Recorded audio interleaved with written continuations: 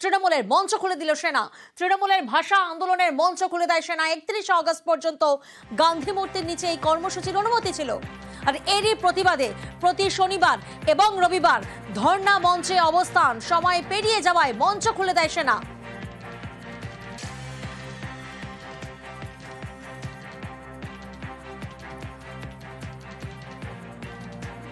গান্ধী মূর্তির পাদদেশে তৃণমূলের মঞ্চ খুলে দেওয়ার চেষ্টা করে সেনা এবং তার সেই ছবি আপনাদের সামনে আমরা জানাই যে বাংলা ভাষার অপমান এবং বাংলা ভাষীদের হেনস্থার প্রতিবাদে এই মঞ্চ গঠন করা হয়েছিল। আর ঠিক আজ দুপুরে আচমকায় সেনার তরফে এই মঞ্চ খুলে দেওয়ার জন্য সামনে চলে আসেন সেনা এবং তারপরেই মুখ্যমন্ত্রী মমতা বন্দ্যোপাধ্যায় তিনি তড়িঘড়ি পৌঁছে যান। 31 আগস্ট পর্যন্ত এই মঞ্চের অনুমতি নেওয়া হয়েছিল।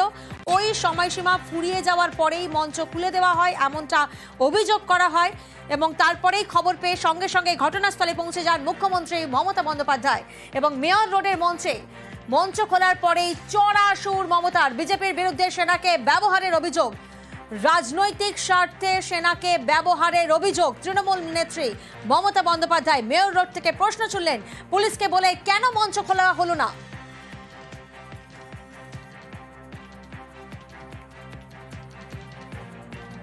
আমাদের মাইকের কানেকশন কেটে দিয়েছে, স্টেজ ভেঙে দিয়েছে, আপনারা দেখতে পাচ্ছেন। প্যান্ডেল আর্মিকে দিয়ে খুলিয়েছে।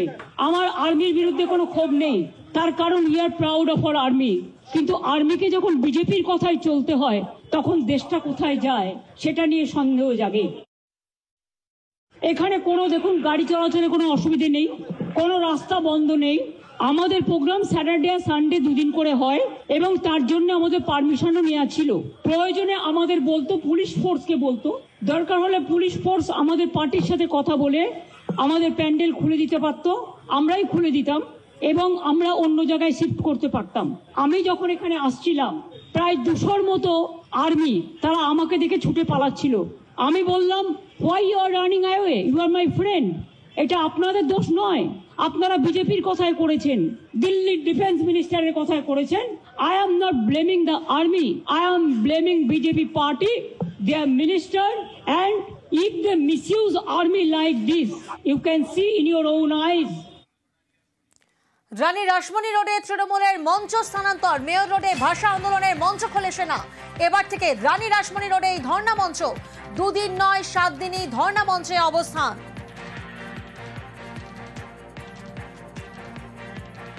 আর এরই প্রতিবাদ কাল রাজ্য জুড়ে প্রতিবাদ তৃণমূলের। মেয়র রোডে তৃণমূলের মঞ্চ খুলে দেয় সেনা। ভাষা আন্দোলন মঞ্চ খোলার প্রতিবাদে মিছিল হবে।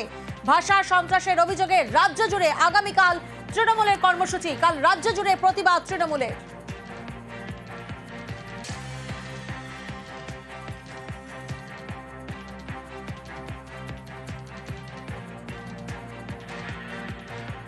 আমাদের আন্দোলন ভাষা সন্ত্রাসের বিরুদ্ধে চলছে এবং চলবে, আরো জোরদার হবে। এবং আজকে যে ঘটনা ঘটিয়েছে বিজেপি, তার বিরুদ্ধে আমি আগামীকাল বেলা 2টো থেকে 4টে সব ব্লকে সব ওয়ার্ডে সব জেলায় সমস্ত পঞ্চায়েতে আমি প্রতিবাদ মিছিল ভাষা সন্ত্রাসের বিরুদ্ধে আর আমাদের যে ধর্ণা মঞ্চ ছিল সেই মঞ্চকে ভেঙে দেওয়ার প্রতিবাদে এদের প্রোগ্রাম চলবে। আর রানী রাসমণি রোডেও কাল সকাল থেকে প্রোগ্রাম শুরু হবে, আজকে স্টেজটা বাঁধার পর। বাংলা ভাষার অপমান এবং বাংলা ভাষীদের হেনস্থার প্রতিবাদে এই মঞ্চ গঠন করা হয়েছিল এবং মেয়র রোডে তৃণমূলের এই মঞ্চ খুলে দেয় আজ সেনা। তৃণমূলের ভাষা আন্দোলনের মঞ্চ। 31 আগস্ট পর্যন্ত গান্ধী মূর্তির নিচে কর্মসূচির অনুমতি ছিল। প্রতি শনিবার এবং রবিবার এই ধর্ণা মঞ্চে অবস্থান।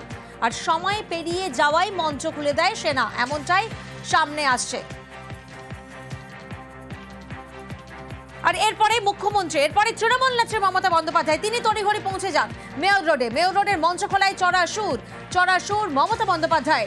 বিজেপির বিরুদ্ধে সেনাকে ব্যবহারের অভিযোগ, রাজনৈতিক স্বার্থে সেনাকে ব্যবহারের অভিযোগ। পুলিশকে বলে কেন মঞ্চ খোলানো হলো না। তৃণমূল নেত্রী মমতা বন্দ্যোপাধ্যায় মেয়র রোড থেকে প্রশ্ন ছুড়লেন। আর ঠিক এই ঘটনারই প্রতিবাদ আগামীকাল রাজ্য জুড়ে তৃণমূলের প্রতিবাদ। মেয়র রোডে তৃণমূলের মঞ্চ খুলে দেয় সেনা। ভাষা আন্দোলন মঞ্চ খোলার এই প্রতিবাদে মিছিল। ভাষা সন্ত্রাসের অভিযোগে রাজ্য জুড়ে কর্মসূচি আগামীকাল।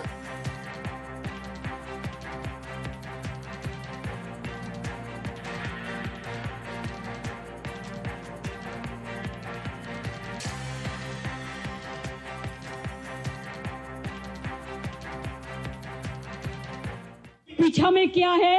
छुपा रुस्तम बीजेपी पार्टी है and their government. They misuse army because of their political vendetta and political purpose. It is unethical, unconstitutional, undemocratic and misuse of BJP power. BJP দেশের লজ্জা, তারা কখনোই মানুষের সমর্থন পাবে না। সব এজেন্সিকে গভর্নমেন্টের ললিপপ করে দিয়েছে। ভেবেছিলাম আর্মিটা পারবে না। আর্মিকেও যদি মিসইউজ করে এইভাবে, তাহলে নিরপেক্ষতা কোথায় থাকবে? সংবিধান কোথায় থাকবে? ইলেকশন আসলেই তার 6-7 মাস আগে বদনাম করবার জন্য এজেন্সি পাঠিয়ে দেয়। একটা এজেন্সির নাম বলুন যারা নিরপেক্ষ। এরা একটাই পক্ষ, স্বৈরাচারী পক্ষ, বিজেপি পক্ষ। তাহলে ব্রিগেডের মিটিং কি আমরা কোনোদিনও করতে পারবো না, কারণ আর্মি আমাদের পারমিশন দেবে না। গান্ধী স্ট্যাচুতে আমরা কোনোদিনও আসতে পারবো না। তাহলে কি রেড রোডে আমরা কোনো প্রোগ্রাম করতে পারবো না? আর্মি পারমিশন দেবে না।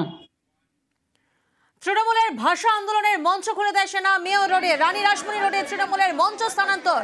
মেয়র রোডের মঞ্চ খোলায় চড়া সুর তৃণমূল নেত্রী মমতা বন্দ্যোপাধ্যায়ের। মেয়র রোডে ভাষা আন্দোলনের মঞ্চ খোলে শোনা এবং আগামীকাল রাজ্য জুড়ে প্রতিবাদ তৃণমূলের। মেয়র রোডে তৃণমূলের মঞ্চ খুলে দেয় সেনা, তারই প্রতিবাদ আগামীকাল রাজ্য জুড়ে তৃণমূলের কর্মসূচি। ভাষা সন্ত্রাসের অভিযোগে রাজ্য জুড়ে কর্মসূচি, ভাষা আন্দোলন, এই মঞ্চ খোলার প্রতিবাদ মিছিল আগামীকাল।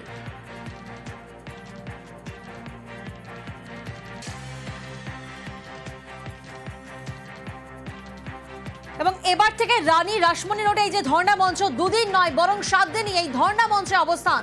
অর্থাৎ রানী রাসমণি রোডে তৃণমূলের যে মঞ্চ স্থানান্তর করা হয়েছে, যে মঞ্চ মেয়র রোডে ছিল, ভাষা আন্দোলনের যে মঞ্চ খুলে দেয় সেনা, সেই মঞ্চ এবার রানী রাসমণি রোডে ধর্ণা মঞ্চে স্থানান্তর, যা দুদিন নয় শুধুমাত্র 7 দিনই এই ধর্ণা মঞ্চে অবস্থান।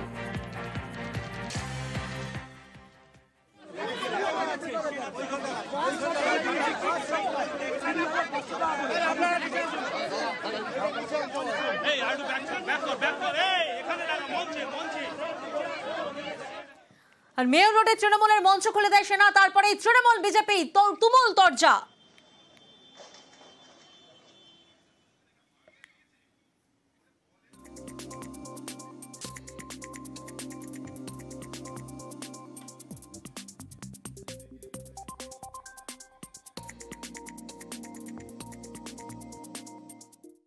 যদি সেনার কোনো বক্তব্য থাকে তারা কমিউনিকেট করবে, একটা প্রসেস থাকবে। ডেকোরেটর বেঁধেছে, ডেকোরেটর খুলবে। এ তো সেনা নামিয়ে তৃণমূলের আন্দোলন ভাঙার চেষ্টা হচ্ছে। কেন্দ্রীয় সরকার আর্থিক বঞ্চনা দিয়ে পারেনি, কেন্দ্রের হাতে থাকা বিভিন্ন কমিশনের বেশ কিছু প্রতিনিধি দল পাঠিয়ে, কমিটি পাঠিয়ে পারেনি, আর এক শাখা সংগঠন কেন্দ্রীয় এজেন্সিগুলি দিয়ে পারেনি, সর্বশেষ সেনা নামিয়েছে। সেনা তৃণমূলকে ঠেকাতে সিবিআই ইডির পর এবার সেনা।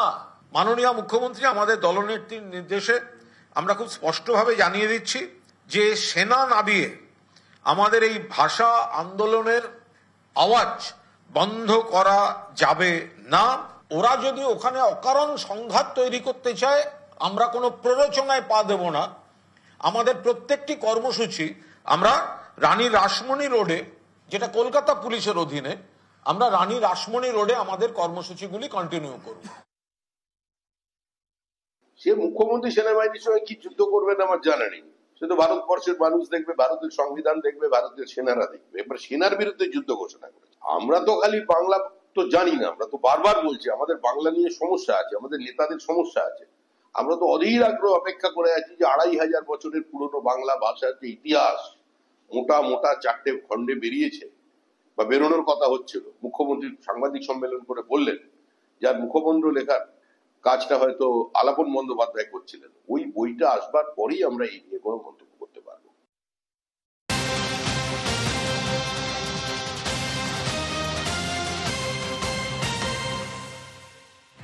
আর এই তুমুল তরজার মধ্যেই সেনার পাল্টা বিবৃতি। সেনার তরফ থেকে ঠিক কি বিবৃতি দেওয়া হয়েছে? আবির প্রতিনিধি আমাদের সঙ্গে রয়েছেন। আবির, কি জানা যাচ্ছে? দেখো, অভিযোগ অস্বীকার করা হচ্ছে সেনার তরফ থেকে, এবং সেখানে তারা বলছেন যে ডিফেন্স মিনিস্ট্রি থেকে অনুমতি নিতে হয় এবং 3 দিনের জন্য বেশি অনুষ্ঠান করার জন্য ভারত সরকারের ডিফেন্স মিনিস্ট্রি থেকে অনুমতির প্রয়োজন। অনুষ্ঠান পরিচালনা করার জন্য 2 দিনের মাত্র অনুমতি নেওয়া হয়েছিল, তবে যে মঞ্চটি সেটি প্রায় 1 মাস ধরে সেখানে অস্থায়ী কাঠামো তৈরি করা হয়েছিল, সেই অস্থায়ী কাঠামোকে অপসারণ করাটা প্রয়োজন ছিল এবং সেই কারণেই তারা এই কাজটি করেছে। তবে যেটা বারবার তৃণমূলের তরফ থেকে বা প্রশাসনের তরফ থেকে উল্লেখ করা হয়েছে যে মঞ্চ সরানো করার ক্ষেত্রে তারা পুলিশের সাথে যোগাযোগ করতে পারতো, এক্ষেত্রে তারা নিজেরা কেন চলে গেল সেই সংক্রান্ত কোনো জবাব বিবৃতিতে উল্লেখ করেনি সেনার তরফ থেকে। বেশ।